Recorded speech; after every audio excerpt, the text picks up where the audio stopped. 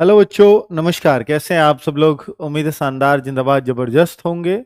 बच्चों, बिहार एसएससी की भर्ती की बात करने आया हूं। हालांकि इस भर्ती पे बात करते हुए किसी को भी ये लगेगा कि इस पे बोला जाए तो क्या बोला जाए, क्योंकि बिहार में एक भर्ती ऐसी होती है जिस पर कभी गवर्नमेंट एक बार भर्ती निकालने के बाद बच्चों को खुश तो कर देती है, फॉर्म बहुत सारे ले लेती है, लेकिन उनको खुश करने के बाद, फॉर्म निकालने के बाद उसको भूल जाती है कि भाई इनको भर्ती भी करना है या इनका प्रोसेस भी पूरा करना है।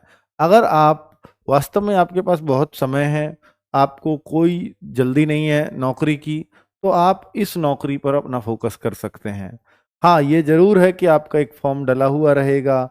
आप जब गवर्नमेंट के ऊपर छोड़ दे, जब वो इस एग्जाम को लेना चाहे ले ले, मैं तैयार हूं हर तरह से।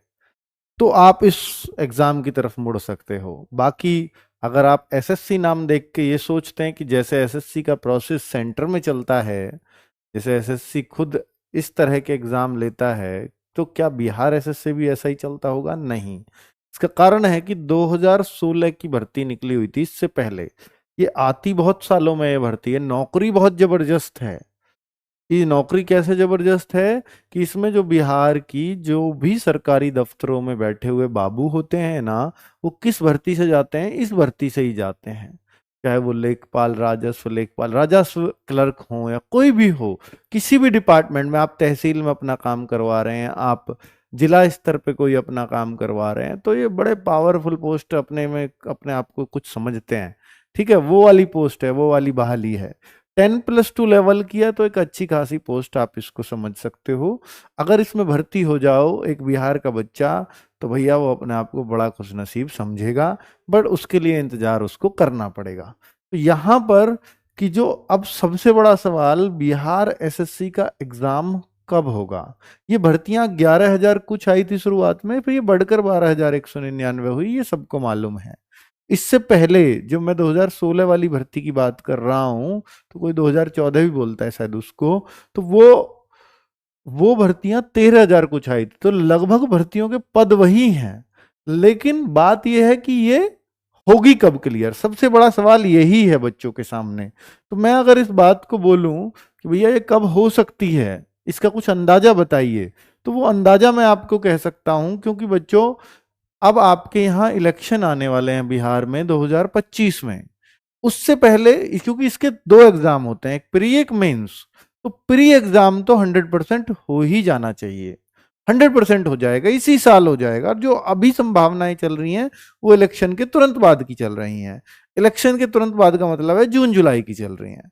तो आप जून जुलाई ये मान के चल सकते हो, क्योंकि भैया आगे उनको भी अपने स्टेट में चुनावों को देखना है, और ये भर्ती बहुत ज्यादा स्तर पर प्रभावित कर सकती है चुनावों को। उसका कारण ये है क्योंकि यहाँ 25 लाख से ज्यादा बच्चों ने फॉर्म भरा है, और जहां 25 लाख फॉर्म हो, एक परिवार से 4-5 लोग होते हैं, तो करीब 1.25 करोड़ लोग इन फॉर्म से जुड़ गए हैं, है ना?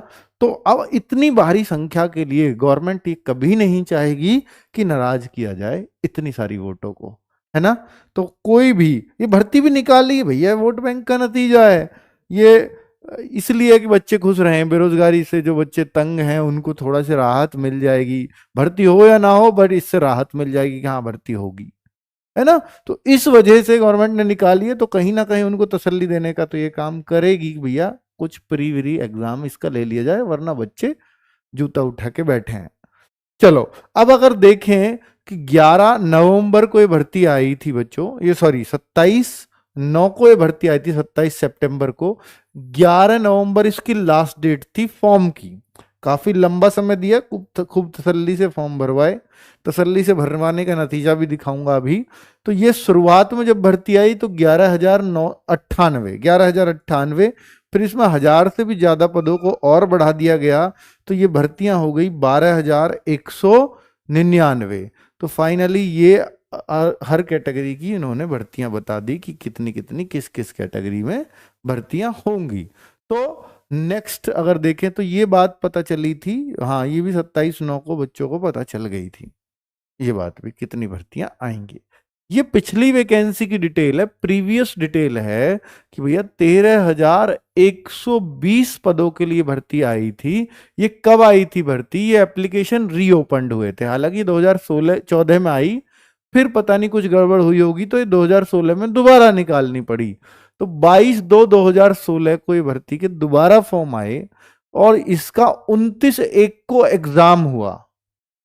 एग्जाम हुआ 29/1 को, तो आप समझ लीजिए करीब करीब ये 9 महीने लास्ट डेट से ले गए थे। तो अगर हम नवंबर से 9 महीने माने तो अभी तो समय है। तो नवंबर से 9 महीने का मानने का मतलब है, अगर मैं इसके अकॉर्डिंग ही चलूं जैसे पहले हुआ था, तो उसके अकॉर्डिंग चलूंगा तो ये जुलाई अगस्त में एग्जाम बैठता है। ठीक है, तो फिर तो अच्छी बात है, 1 जुलाई 1 अगस्त हमें एक डेट मिल गई है।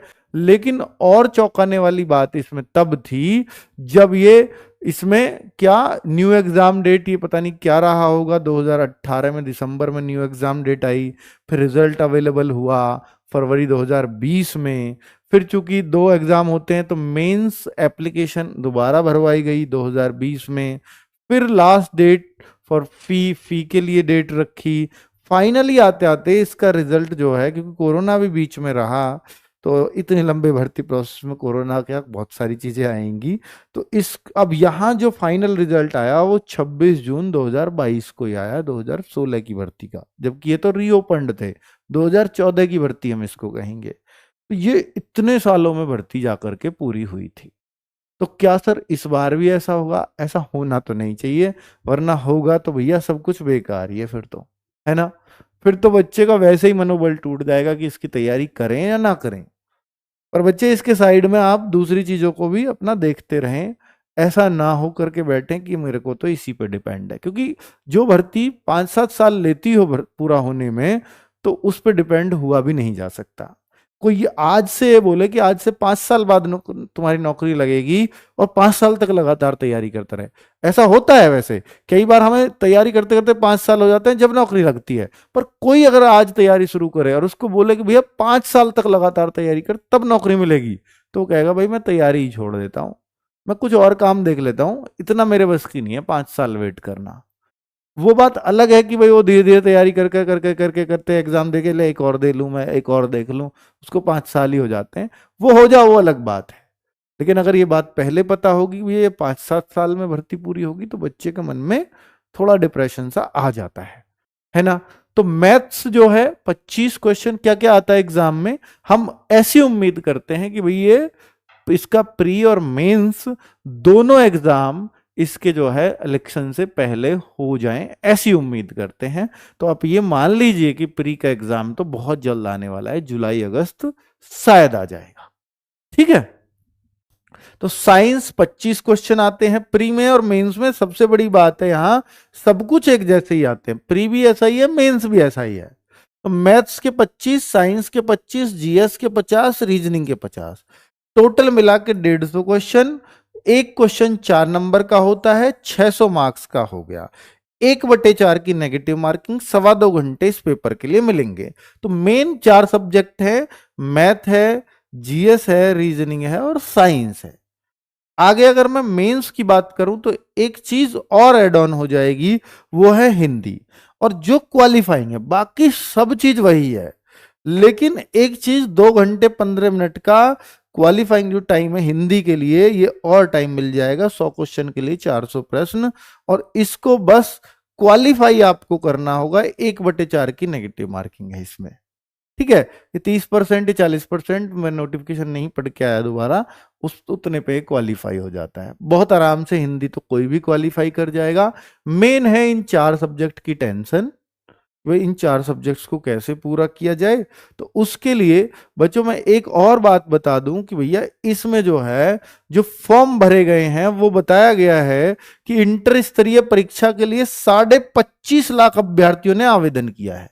कितना? 25.5 लाख आवेदन आ चुके हैं इस भर्ती में। तो ये मैं यहां से कह रहा था ये बात।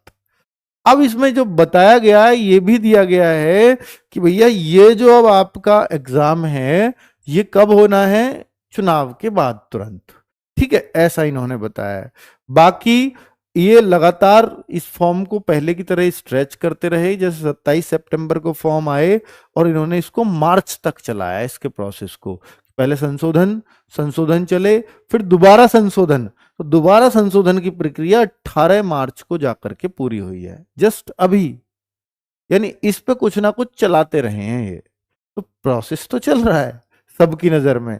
अब बात ये है कि सर इसका जो है एग्जाम कब होगा, वो मैं आपको एग्जाम का आइडिया दे चुका हूं, जुलाई अगस्त आप मान करके चलिए। मेंस कब होगा वो एक भविष्य के गर्भ में छोड़िए, अभी आपको प्री पे अपना टारगेट करना है, क्योंकि वो एग्जाम जल्द आएगा। अब आरडब्ल्यू का प्लान क्या है कि जब हम लोग एक संकल्प बैच हमने इसके लिए निकाला था, वो कंप्लीट करवा दिया है लगभग, कुछ बच रहा होगा तो एक आध क्लास कोई बच रही होगी, वो चल रही भी होगी। तो हमने बहुत अच्छे से बहुत तसल्ली से उस पूरे बैच को कंप्लीट कराया है बच्चों। और अब आरडब्ल्यू का जो प्लान है वो ये है कि जब हम एक बैच कंप्लीट करा देते हैं तो दो ही चीज बच्चों को चाहिए होती हैं कि सर एक तो प्रैक्टिस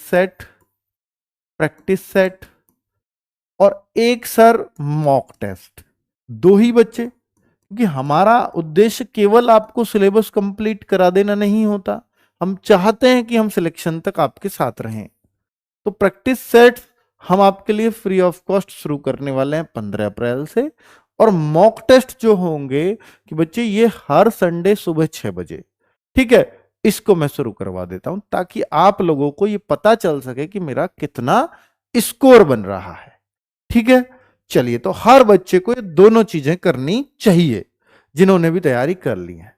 अब देखिए, मैं अगर बोलूं कि भाई मॉक टेस्ट, वो सॉरी प्रैक्टिस सेट्स के बारे में, तो 15 अप्रैल से होगा। बुद्धा सीरीज हमने इसका नाम दिया है। बिहार जी के, क्योंकि जीएस आती है तो बिहार जीएस भी आएगी उसके अंदर ऑब्वियसली। तो बिहार जीएस सुबह 11 बजे से चलेगी, 12 बजे से नीरज सर की हिंदी चलेगी, और ये हिंदी क्वालिफाइंग आएगी हालांकि यहाँ तो वो आपकी मर्जी है लेना या नहीं लेना, पर मेरा चलाना बनता है। जीएस चलेगी 7 बजे से, आरुषि मैम की जीएस का फुल प्रैक्टिस सेट होगा बिहार जीएस से अलग। बिहार जीएस को हमने अलग कर दिया क्योंकि उसका वेटेज थोड़ा ज्यादा होता है। सौरभ सर की इसमें साइंस चलेगी। सौरभ सर बहुत बेहतरीन साइंस के टीचर हैं, इसलिए हमारे साथ जुड़े हैं। एक बहुत शानदार तरीके से पढ़ाते हैं बच्चे। जब आप इनसे पढ़ेंगे तो आपको लगेगा कि साइंस बहुत आसान सब्जेक्ट है। स्पेशली जो सर की बहुत ज्यादा कमांड है वो फिजिक्स और केमिस्ट्री पर है। उनमें भी अगर एक सब्जेक्ट छांटू तो फिजिक्स पे बहुत तगड़ी कमांड है। ठीक है, बाकी ये तीनों बहुत अच्छा पढ़ाते हैं, पर सबसे इनका कोर जो सब्जेक्ट है वो फिजिक्स है। ठीक है, मनीष सर इसमें मैथ्स करा रहे होंगे शाम को 9 बजे से। तो ये पूरी टीम है। इस टीम के साथ आपको 15 अप्रैल से इन टाइम पर ये क्लासेस लेनी है प्रैक्टिस सेट के रूप में। अब बात आएगी सर रीजनिंग का नहीं बताया, जबकि इसमें तो रीजनिंग भी आती है।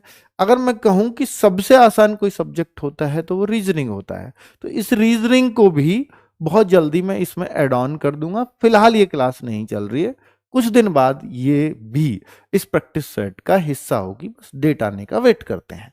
ठीक है बच्चों, तो अभी हम लोगों को यही करना चाहिए, ये एक प्रैक्टिस सेट, क्योंकि आप ना तैयारी में बना रहना है आपको, और तैयारी में बने तब रहोगे जब आपके लिए कुछ चले, इसलिए मेरी इच्छा हुई।